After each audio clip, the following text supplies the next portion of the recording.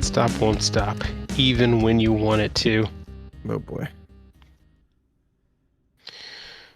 All right. Well, welcome back, friends, to another episode of We Were Gamers, episode 464. How do I always wind up hosting the palindromes? This is conspiracy. Good Get my luck? red hat, Question get mark? my tinfoil hat and string out, tie them all together. Mm-hmm. But the gang is all here. JJ, how you doing? I'm doing well. How are you, Michael? Oh, I'm all right. And Andy? I continue to fight the demons of my throat rebelling against me. Putting up the good fight. I try.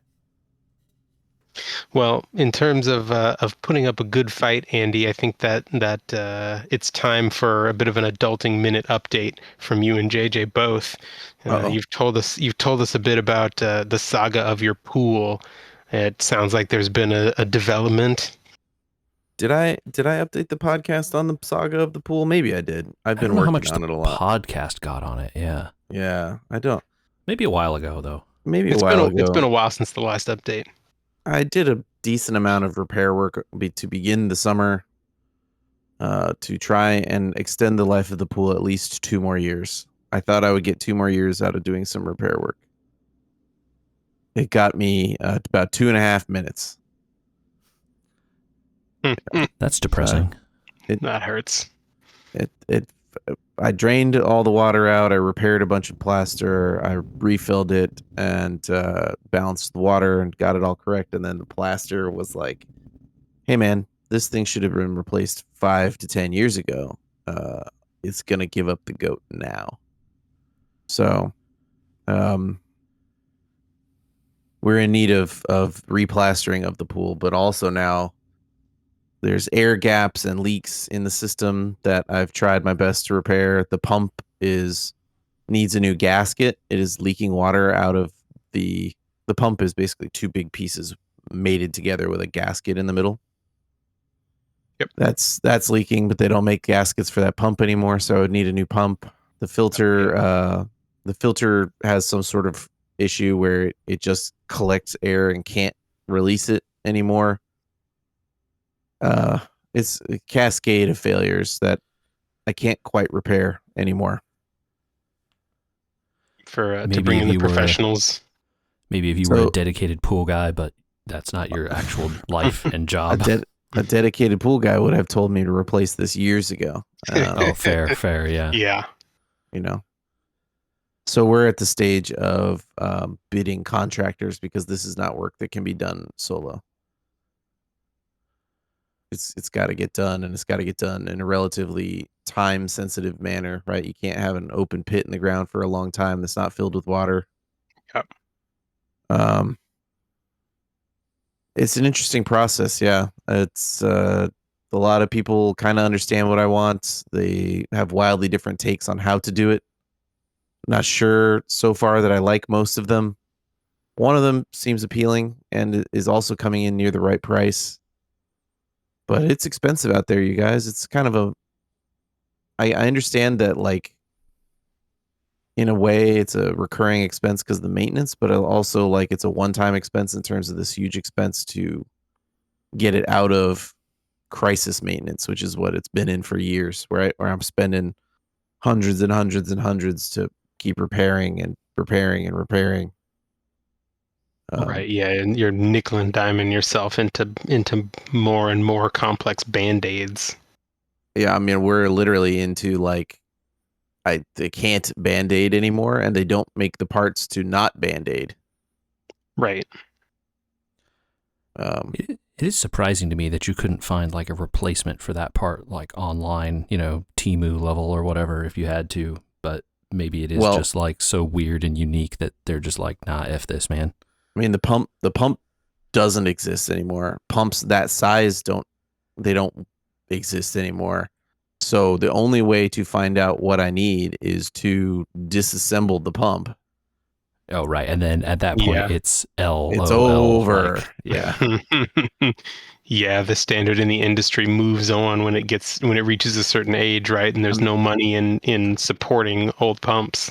JJ, I don't mean to describe this in a joking manner. I think that pump is pre-internet.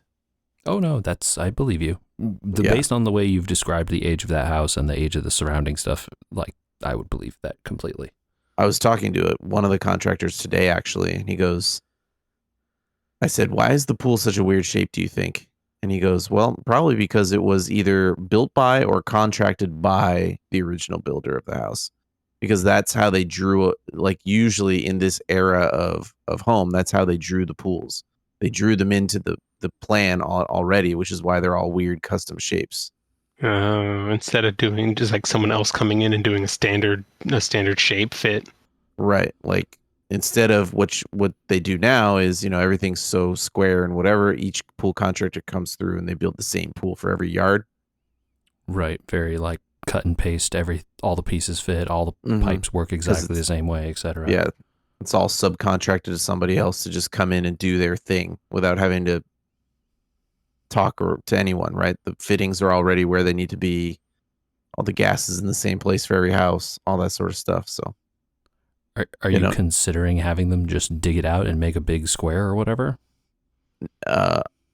Based on my understanding of this situation, that would be prohibitively expensive to re-depth the pool at all.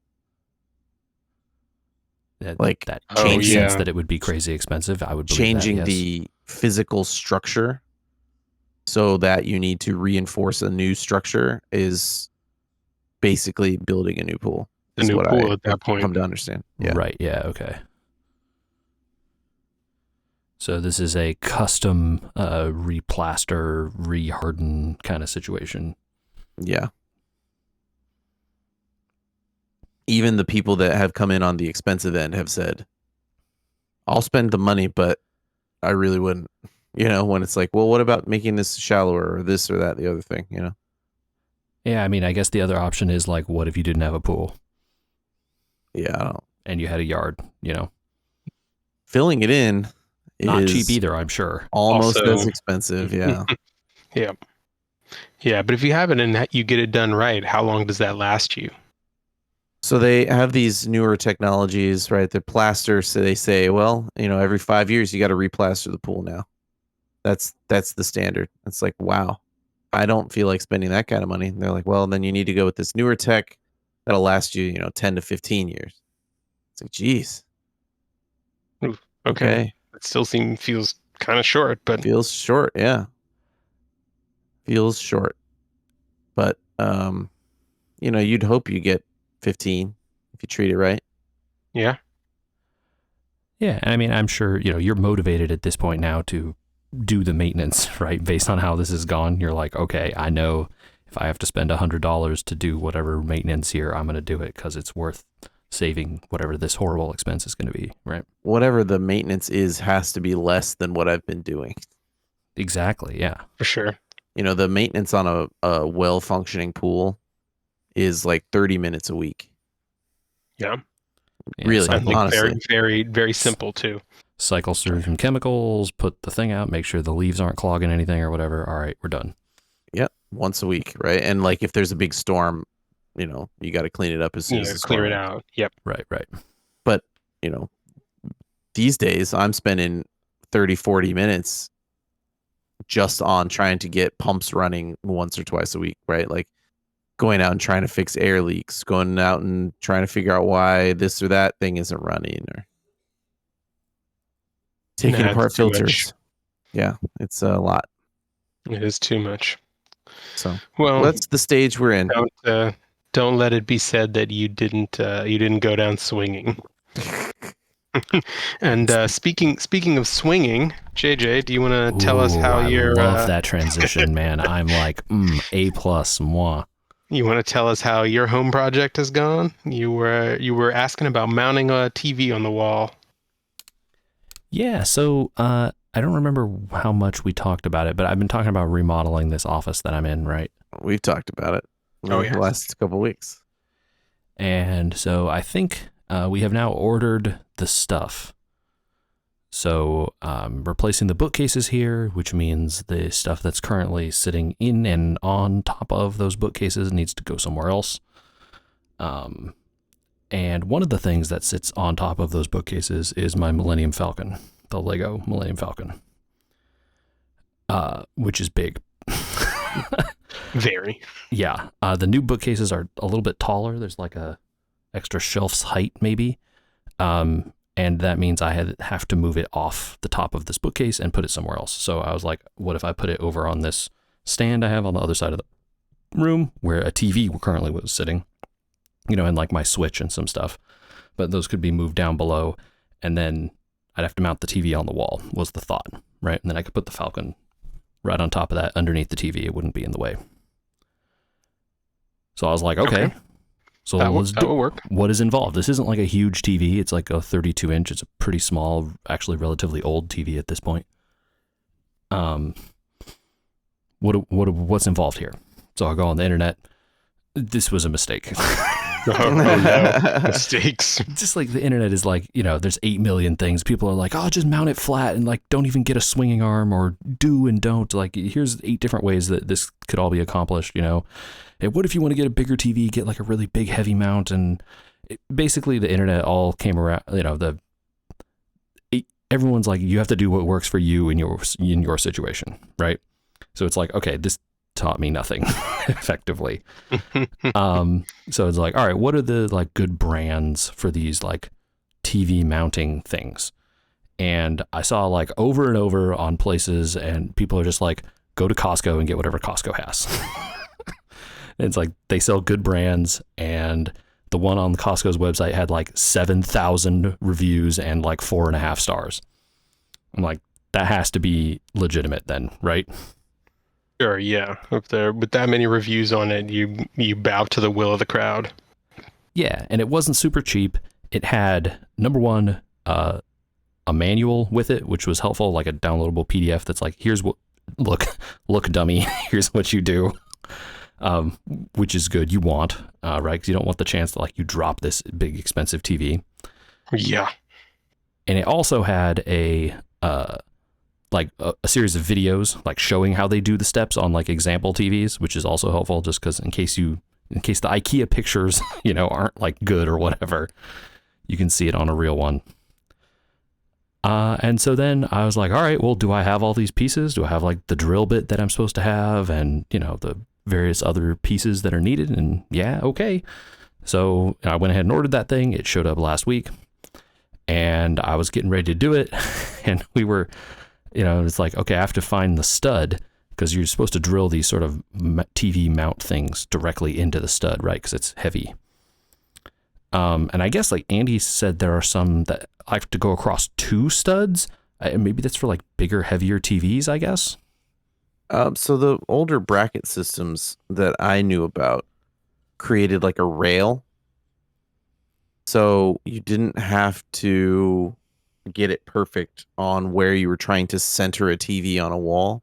You would mount between 2 studs, and then you would slide these arms along a rail. I see. So the TV itself could like shimmy back and forth a little bit until you were good with wherever it was, and like then a tighten. good 7-8 inches. If your studs weren't perfectly aligned to center the TV on the wall, you could slide the TV one way or the other along the rail so that it was centered while still anchoring your mount. Which is probably wise because I'm guessing houses are not built like exactly, how they should be, right? Yeah.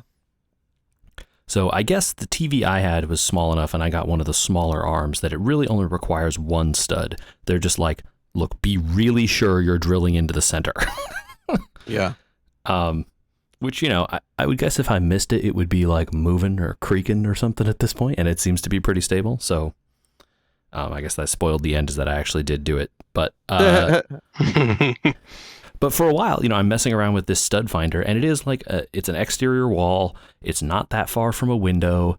I'm like kind of worried about where I'm going to go, but it's like there's definitely a stud here. The stud finder is like definitely beeping in this range, but like lower on the wall, it feels like the stud is bigger, and then higher up on the wall, it's smaller. And I'm like, well, that's not right. What's going on? Like it's the same width, not like it changes. So I was getting paranoid about that. But, I made like a test hole and I was like, well, there's definitely a stud here where I'm drilling. So I feel like we're pretty clear to go. And it worked out. The actual assembling of it on the back of the TV, super easy. The directions were like very easy to follow. It's like, hey, we've included like 15 types of screws. And when I opened the thing, I'm like, good Lord, what are all these screws? And the instructions are like, actually, you won't use most of these. It's just like every TV has one type of these screws, and we just include all of them. So it's guaranteed to fit whatever kind of TV you got. And all the rest of them won't matter to you. It's like, this top 3/4 of this like bag of things are just completely useless for most people. What? And then like that's weird. These like 5 or 6 screws and some washers and some nuts and some like spacers and stuff are the things you actually need to center your TV and get it on the bracket and mount it to the arm. And it's like, that's the TV models should follow, I can't remember, is it ANSI standard? I think it's VESA. VESA, yes. Yeah. Should follow VESA standard, but not all TVs do. And it sounds like the difference is like different versions of VESA and different sizes of TVs use basically just like bigger screws. And not longer, but like fatter, Okay. Yep. So it's like my TV is using the smallest ones because it's like not that big. But then I'm sure if someone's trying to mount like an 80-inch TV, it's using big honking screws, Well, older TVs didn't even use VESA at all, so. Right. And, it has like a bunch of stuff for like, if they don't fit this pattern or whatever, and the recommendation online was that like, if your TV doesn't have the holes in this pattern, don't buy this thing. Like, just don't. Do something else. This is going to be really tough. Not that it couldn't do it, but more that like, they're like, look, man, like you probably don't want to. Thankfully mine does have the holes, so it wasn't too big a deal. And yeah, just like figuring out which gauge, is that the right word? Gauge of screw? Correct. Yeah. Yeah, to use was a little bit of trial and error where it's just like, is this too big? Okay, that's not really fitting. Like, okay, go for the next one, right? And yeah, but once that part got installed, it kind of just had the bracket and it was pretty easy, straightforward from there to screw the screws down to mount it to the other thing. And then that thing mounts to the arm and the arm can be repositioned wherever. So it's nice I can get the TV like all the way back up and into the corner now because at an angle so that it's like up and away from the table. And it doesn't have to be flat along that wall either. It can just be angled a little bit with the arm. So it's pretty nice. Good result, I would say. Yeah, and it's going to really tie the room together, as it were. Ooh. I don't know. Very nice. Oh, okay. I thought you had something to say there. I was like, what's tying the room together? No, it was a Big Lebowski joke that you were tying the room together. Really, the rug really ties the room together. In this case, the TV. Yes. Well, if we're talking about things that are tied together, you guys, do we want to talk a little bit about Hollow Knight and Silksong? Wait, what? How are they tied together? Well, the one is a game One that is comes the after sequel the other one. of the other. Did Andrew forget that that Silksong was the sequel to Hollow Knight? No. I mean, it has been years and years. It's reasonable. It's But different JJ, it characters sounds this like time, you've been, right? It is. Yeah. It is. It is a new character who featured in Hollow Knight, but was not the main character. Yeah, you run into and battle that character a couple of times, at least once, I can confirm. I don't remember if they show up again. Yeah. So you've been gearing up for Silksong to debut, JJ. Yeah, I after the semi-surprise announcement, expected announcement, question mark. I mean, open secret, maybe. Everything except the date was known that this was coming. Yeah, I think at the last podcast we didn't know that the date was coming, right? But they were making some kind of announcement. Yes, they had announced that Team Cherry would be making their own announcement regarding Silksong. Because what else does Team Cherry have to talk about right now? Yeah, exactly. And the announcement was basically a short trailer and the release date, which is in 2 weeks, a week. It is next week. It will be probably when this episode goes up, it'll be a week. So that was exciting for all sorts of reasons, and then I was like, you know what? What if I replayed a little bit of Hollow Knight in preparation to this? How does it hold up? That game's pretty good. It's pretty good, huh? Yeah, that's a good game. Still, what? I said it's still this. I mean, still how many years later? 7, 8 years later? Yeah, it definitely still plays well. I think there's just something about the movement that once you get it, it just like feels really good. You know, it has the Metroidvania thing where like when you start, you just have your little jump and your little attack, and as the game goes on, you get a wall jump and you get a double jump and you get more like abilities. You can blast spells and heal yourself faster and attack without moving, and weapon gets stronger, yada yada, the whole Metroidvania. Oh yeah, power up as you go. Yeah. And just going through that loop is satisfying. You're like, okay. And I have the benefit this time of like, I kind of have done some of this before, so I remember some stuff. And I know generally like, okay, I got to go down first and then I have to go that way, right? Like I can't do this yet. I have to come back here later, like that kind of stuff. So, having some of that foreknowledge is helping me breeze through it a little bit. The bosses are still tough. I died a good number of times on the Mantis Lords for whatever that's worth. But yeah, it was it's still fun, man. I'm really enjoying it. I don't think I'm gonna rush to buy Silksong immediately when it releases, just because games don't be working the day they come out anymore. That's not how games work. So yeah, nope. Good call.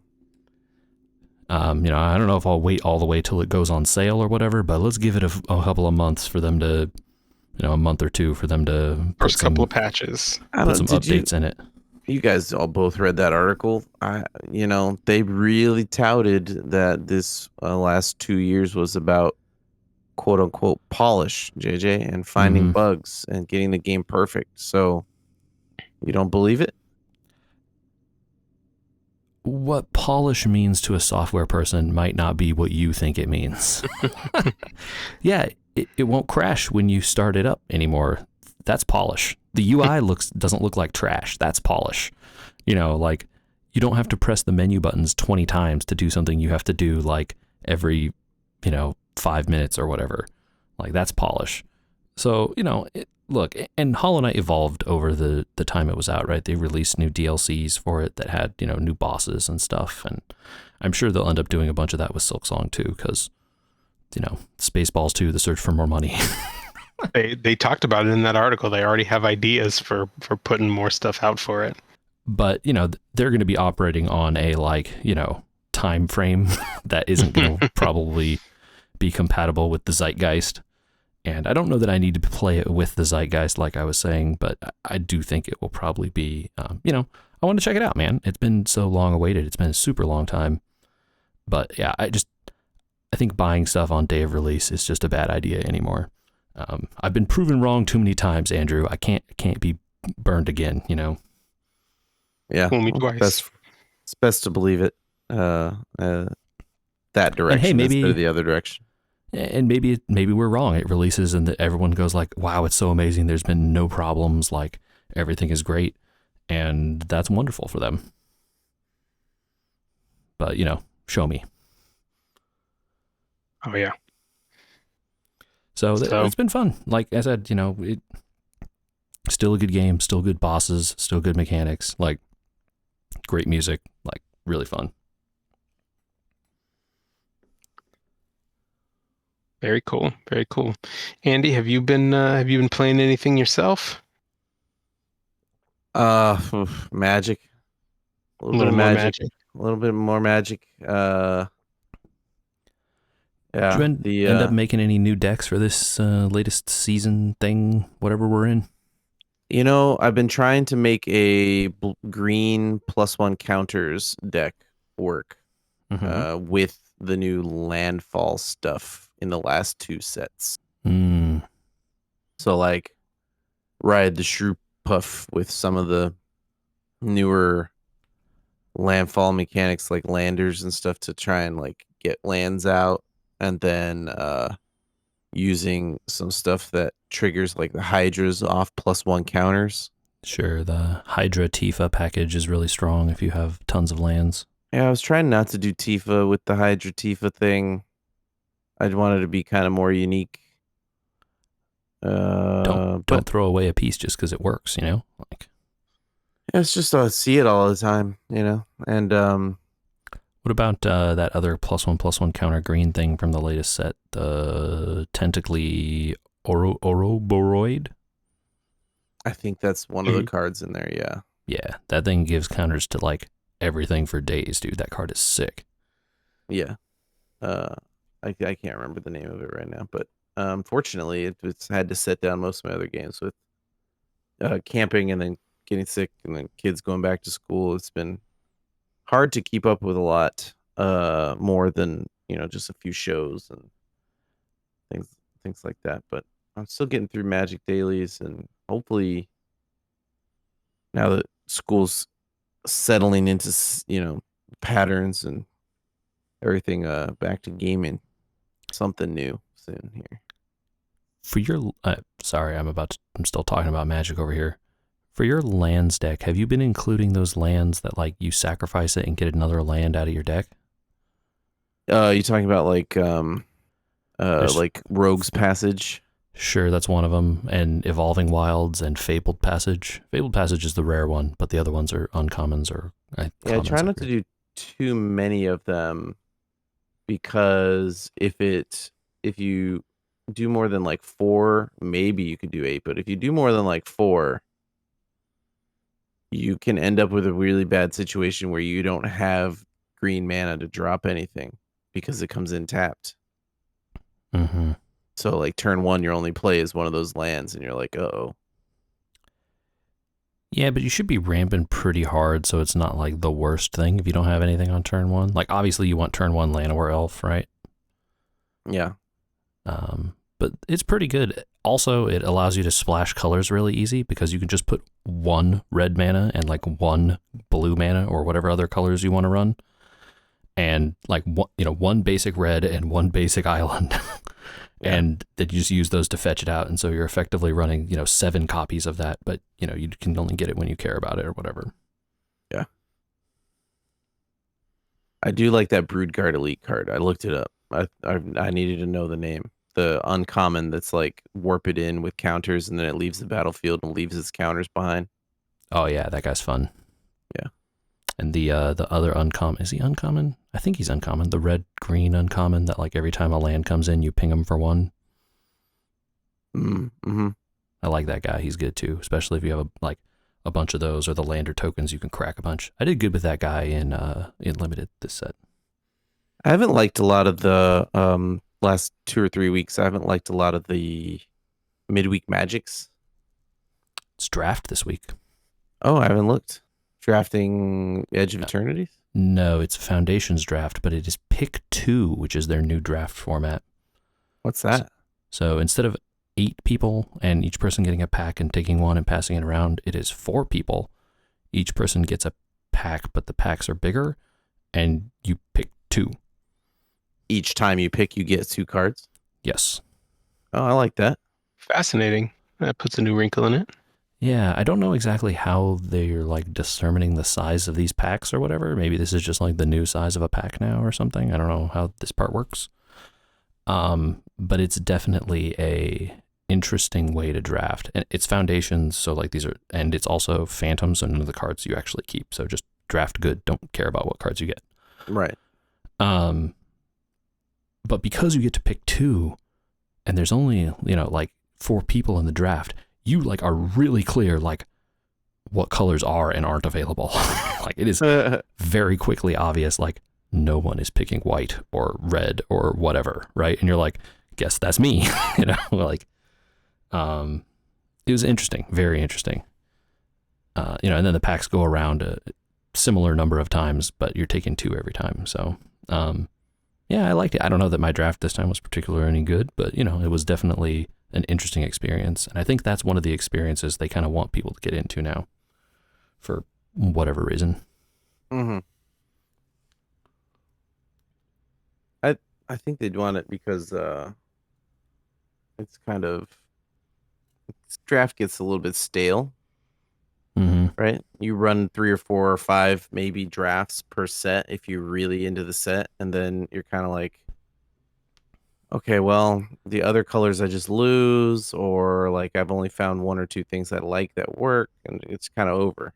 Yeah, So the format kind of gets figured out, and you're like, these colors are the best colors, or, you know, this mechanics in this color combination don't really work very well, so you kind of are up the creek if that's the ones you kind of have to pick. yeah, So it's an interesting thing. You should check it out. I will definitely, and I'm going to keep trying to make this 1/1 counters thing more work better, less landfall, more 1/1 counters maybe. Yeah, that Ouroboroid is like really hot. And what's the green Hemosymbic Mite? It's a 1/1. Ouroboroid. Yeah. That's a good word.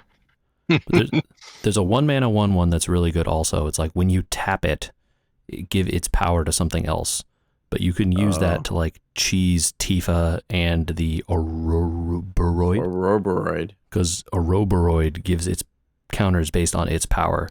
So you like tap that thing using like the station land or whatever, and then give its power to that thing, and then you get 50 more counters or whatever for your whole team. It's a good synergy. Ouroboroid.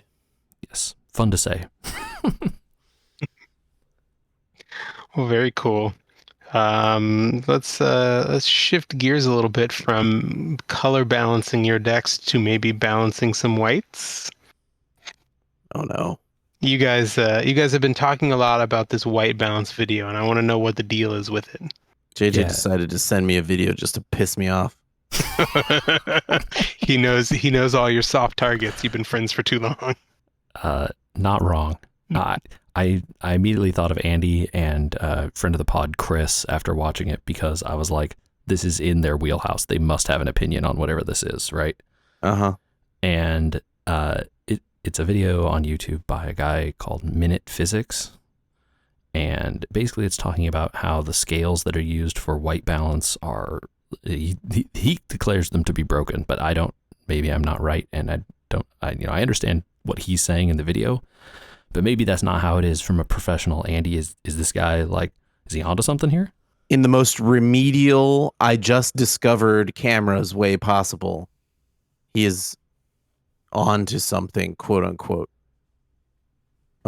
From an outside perspective of someone that's like used a point and shoot camera and is now upgraded to their first DSLR or something like that, and they're wondering what color settings are. Sure, he discovered something. I'm going to send you, I'm putting it in the podcast chat on Discord.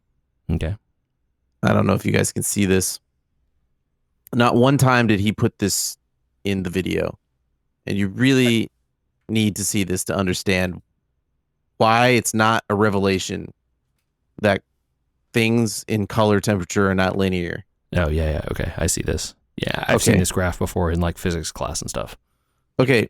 But he never puts it in the video, and he's trying to explain using linear graphs 90% of the time why things aren't linear. Like it's like confusing, right? Like, so 5700 is what we consider daylight. So you look at this graph and you can see that why is it considered daylight? Well, all the colors kind of meet in the middle of this graph at 5700. You see? Yeah, it's kind of like where the white it would be. That's where white's going to be, right? I can't remember the name of this thing. I think it's called a Plancian locus. That's in case people want to look this up online while we're talking about it. Make it the podcast art, you know? Yeah, I could try and make it the podcast art or whatever for this week. Plancian locus. Plancian locus. It tells you how all the colors are originated and how they come together to make daylight colors, essentially. And you can see in this chart that it goes from 6,000 to 10,000 in almost the same space that it goes from like 6,000 to 4,000 or like 3,000 to 2,000. So the numbers are all over the place. And these are units of Kelvin, right? These like are color units temperature. of Kelvin because you're overlaying information onto this based on temperature of light onto a color spectrum of light, which is why this works this way. Yeah, because it's like not a linear progression here. You're like in a second order or third order or something that's going on. I mean, you're essentially plotting information, right? And you end up with a line, but you only end up with a line because things are plotted in here on a graph. Mm-hmm. You can come up with math that explains this line. So no, light doesn't go in a line. And then he says in the middle of the video, like, well, I don't know why this is, but I think it has something to do with the past, but I don't really know. And it's like, buddy, man, guy, if you're going to do a whole video about how things aren't right, but you don't know why things are the way they are, ask somebody. Do just a little more research. Well, he's a physics guy, and I'm 1,000% sure he could explain things in physics I will never understand. Yeah, look at the rest of his channel. 100%. I am sure that he is smarter than me, but in this instance, I have taken time to be around cameras specifically. And, you know, he explains a lot of things in the video like, oh, well, they do this for this and this for that. Why can't they do this for that? Because things didn't originate the same way, right? He talks about film and color temperatures and of lights and cello, which is what we call that plastic that he was talking about. Mm-hmm. Yeah, the films or whatever. Tries to equate it to how f-stops work and says, well, f-stops are logarithmic. Well, they're kind of logarithmic. You don't necessarily have to make them logarithmic. Like an f-stop, which is aperture value of a camera, specifically a stills camera. And he's talking about f-stops here. And really, if you were talking about cinema, he's saying, you know, in the video multiple times, he's like, well, this cinema camera gets it right. Well, then we need to be talking about t-stops, not f-stops, buddy. Yeah, like, he definitely doesn't know that. And like, that's not a point that he even like, he's like camera, it's the same thing. And you're like, no, it's not. Yeah. Right? Like a lot of these cameras that he's using in the video to show you that these cameras don't get it right, but these other cameras get it right. It's like, well, yes and no, right? Like, first of all, you're talking about f-stops. F-stops are just it's division. Lens focal length over aperture circle diameter. Right. That's like a physics equation. That gives you a number to plot on a line for you to understand how much light is visibly transmitted through the lens. Okay, that's it. It's not super complicated.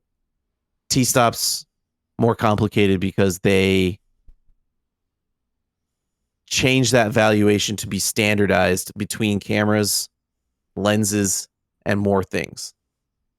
So that when you're on a cinema set, T-stop 1 is always T-stop 1, no matter what camera or lens is being used. The visible light transmitted is exactly equal at all times. But which then allows you to do different things with the lens, right? Say you want a different kind of a shot, but have an equal amount of lighting. It allows you to do different things with lighting, is what it allows. And what really this guy should have gotten, who he should have gotten involved in this, is it like a gaffer in cinema? Because they could have explained to you that like these numbers and why they're all wacky is because of the lights and films that were produced. Right? Like if you need daylight and you know you're in daylight, 5700 all the time. In theory. Right? In theory. Right. Yes. But back in the original days of coming up with 3200 and all the numbers that he's complaining about, those were lights. Those are the colors of cello and lights that are being used. He briefly touches on that and then says, but like when I'm outside or inside or looking under this light or that light, these LEDs are at 3260. And it's like, yeah, because they're not cinema lights. Right. If he had $10,000 floodlights that were being used to light a set, the number would be different, right? And so really the complaint is almost like, it's great that Canon is allowing you even more incremental minutia control over Kelvin lighting conditions, but you don't necessarily need it in controlled cinema conditions. You know what light you're going to use before you set the camera up. So really the reason to be messing around with lighting condition changing and white balancing is for people that are bouncing around between indoors, outdoors, this place, that place, where they have no control over the lighting. And then you're trying to find these incremental values of stuff you don't know what you're using. It's moot for that reason. It's moot because you don't need a stop between 33 and 3400 because you're going to put those stills into the computer and not worry about it. The computer is going to be like, well, this is actually 3460. Do you want me to white balance it for you? And you're like, maybe I do. Maybe I don't. Maybe I like the look of that. Yeah, or maybe you're intentionally, off for artistic reasons, right? So when they made these cameras, and specifically the ones he's talking about are like, what are we going to do? Give you stops like an f-stop, where then you can't go between 32 and 57 because we don't think you have numbers in there that you're ever going to use? Or we're going to give you even more stops and how do you select from even more stops? How do you get from 1500 to 3200 if you have to stop every 20 on the way? Well, I mean, you just let a person type in any number they want, right? At some point, you're just put in whatever number. Yeah, I mean, that's another option now that, touch screens are available now. They weren't originally. You can all make it just fully digital. But then you have a separate question of well, now you're forcing everyone to learn about color temperature, right? You can't just listen to the director say set stop 3 or whatever. This is kind of, I don't know, it's pretty remedial stuff. And you white balance with a card, which he mentions at the end. Which is is this stuff that evolved because cameras worked this way, or this is the stuff that people did to make sure the white balancing was correct, and then the cameras just sort of built around the way things work, right? It's like a chicken egg problem. It's really egg problem. This is the way cameras did work, but now we have more control. Oh, so do we want to reinvent the egg because the egg we have is working? Well, you hatched, right? This is how it worked. Oh, now we have this explosion of technologically available options. And now it's what about more options? Well, I don't know if you really need them, first of all. And second of all, you certain lights are certain colors, and that's kind of it. Professionally speaking, it's pretty unnecessary. Well, I'm sorry I got you keyed up on a random YouTube video, but I thought it was interesting, and I was like, oh, I wonder why this is this way, and I was confident you would actually know. Yeah, it is this way because digital technology, and it is this way because most digital technology is not sensitive enough to care, first of all. And second of all, it kind of doesn't matter. So he's like, this $10,000 camera doesn't have more minute color correction in camera. And it's like, well, one, they know what color they're setting to. They don't need it. They're indoors. They have these lights. They're setting to this number. They don't need fine control. They don't need any of those settings. So the $10,000 camera is not wasting time. The Canon Cine cameras, especially the one he mentions that has more minute control, are meant for documentary filmmaking, where you are white balancing possibly on the fly. You're looking for a white object and white balancing right there. You're on set or on location or whatever, and you got to get the shot, as the penguin is running across the ice. Specifically, you're not on set, and so you run into, I don't know what color we're at out here. It's overcast. It's not exactly 5700. Oh, there go the clouds. Here's the sun. Right. The other issue that he mentions at the end, and he crosses it out like it's not some sort of solution. And I know specifically that he is dealing with a stills camera in this moment and not a cinematic camera or any other thing where the control over white balance would matter a whole bunch, is that he says that you could shoot it in RAW. But he keeps talking about cine cameras, the cine camera this, the cine camera that. You don't shoot a cine camera usually in RAW. You could shoot it in Blackmagic RAW. The idea behind that is that you would actually shoot it in a different format like log, which is a cinema format for shooting everything flat. Like very little color in it. Color information is stored, but it isn't stored in such a way that it is balanced necessarily immediately. And it is then recolored later based on the information taken on set. So again, it's kind of another non-issue, right? But then he makes it saying like, oh, well, this isn't a solution. It's like, well, professionally, it is the solution. That's how you shoot it. And like you say, 99 times out of 100, they're just taking the information and putting it into a computer, which will automatically balance for you later if you want, right? You got to believe that there's software that'll do a lot of that for you these days. Gotta be. Well, that was an interesting digression. Sorry for leading you down that path. I'm sure that it's, for his audience, a very fascinating subject. And I don't want to necessarily step on anybody's feelings about not understanding this stuff beforehand, but the idea that this is an issue or a problem that really is like in need of a capital solution. It's interesting to me that Canon is allowing such minute control, honestly, but being off, light shifts. Like he says in the video, he's like, look at how much yellow you have in all these things. And it's a big problem because it's on a line, right? He plots it on a line. He's like, look at this line. It's crazy. There's so much yellow on this line. But really, there's no solution to having so much yellow on the line. Look at where the line goes in the Planckian plot. It goes through tons of yellow, right? There's nothing beyond what you're doing here at 10,000. You're in blue and you're going to stay in blue forever. So you're going from the visible light spectrum of red to blue. And once you're in blue forever at 10,000, you're done. 6,000 to 10,000 is where most of your whites are. So no matter how you plot this out, most of the numbers are going to show you yellows because that's how the scale works, right? Yeah. Not a bug, it's a feature.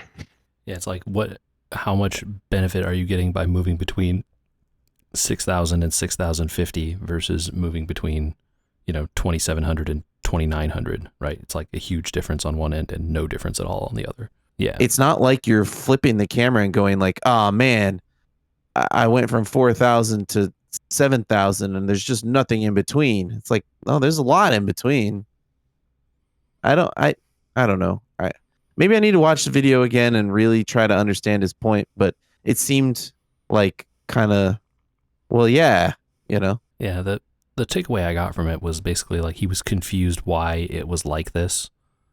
And I think the picture and chart that you showed is the one that he should have put on the screen for everyone and been like, this is why it's like this. It's like this because of this chart, look, And then it's like, well, but could we, if his point is that you could do better, it's like, yes, anything can be better. I really think Michael's solution is the better. It might have been you, whoever came up with letting people put in a number on a touchscreen.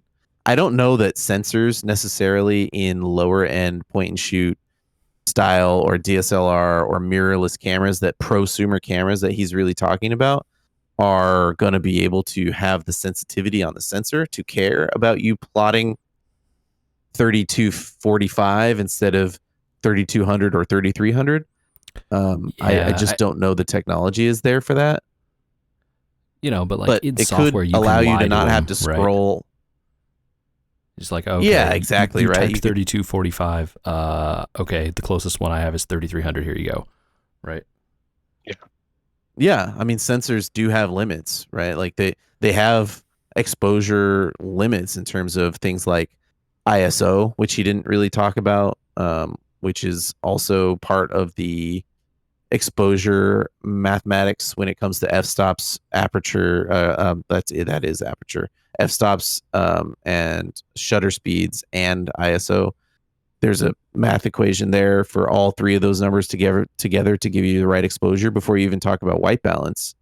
And the ISO idea of like should prove to you that sensors have limits that film didn't necessarily have. Like, you just can't get information after a certain point. You bought film with different ISO values though, right? So like, film had the limits too. It was just different, right? Yeah, it was different limitation, but you could get more latitude out of that information. And this, Okay, these sensors show you that you have hard limits to information that a sensor can get.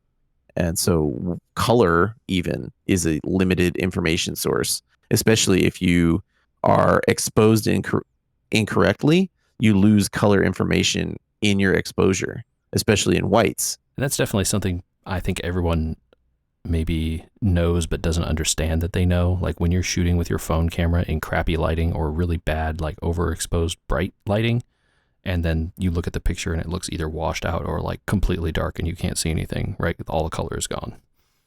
Yeah, it's intuitive. You know what the effect is going to be visually, but you couldn't necessarily explain it. But we got pro lighter here, Andrew, who knows all the terms and the physics and the science. My God.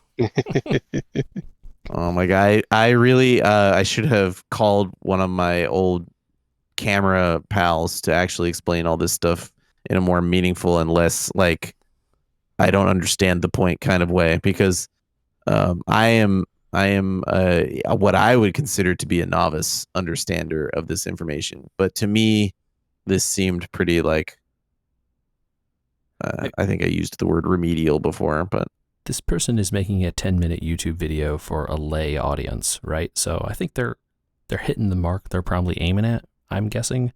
But like they should have put this chart you have, they should have put this chart in the video at the end or something. This chart is very important. Yeah, like I'm shocked. Like when you showed me this, I'm like, oh, wait, everything makes sense now. And I was like, why wasn't this in the video? I don't know. This is like lesson 2 of understanding color temperature. Yeah, like maybe they thought it was going to be too complicated for YouTube or something, but like it is absolutely the answer to his questions, or a bunch of the ones he's asking, right?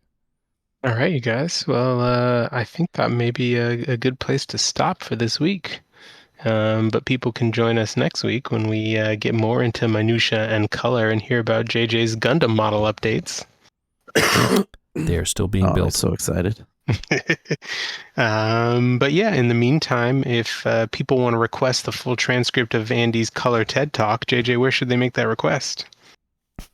They can send that to podcast@weweregamers.com, and Andy will consider it and deeply try to understand your meaning. I want to give people the benefit of the doubt.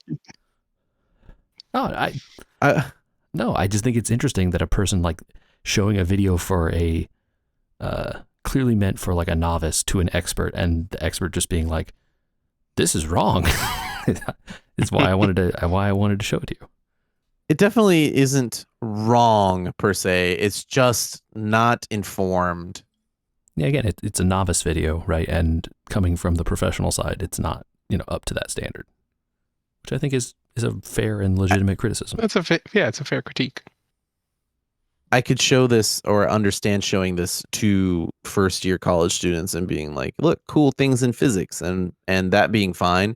But like if you're into cameras in a professional capacity, this is information that is beyond. You would have information beyond this for sure. And it seems like you would be expected to know some of this, right, as part of your job. Yeah, I mean, you would be expected to do exposure calculation off the top of your head and be able to guess a white balance just by looking at the scene. And like I was trying to say earlier, you would know a number. You wouldn't be like hunting for it like he is with his like dial in the video. Yeah, you'd be like, okay, well, probably X, and then you go to X and like take a look. right? As opposed to just like searching up and down the number scale. Yeah, he talks about a light meter in there, and it's absolutely true. You would use a light meter as well, or a white card, or a lot of different ways that you would balance the camera, and the camera would take care of it and find the number for you without you hunting around on a dial. So, well, folks, if you know a better way, write us at podcast@weweregamers.com. I'd be happy to do more of this. If you want to know how exposure works, we could do another one of those. I'm the layperson here, though, so I need the primer video first. Ditto here, you know. So it's like your eyeball.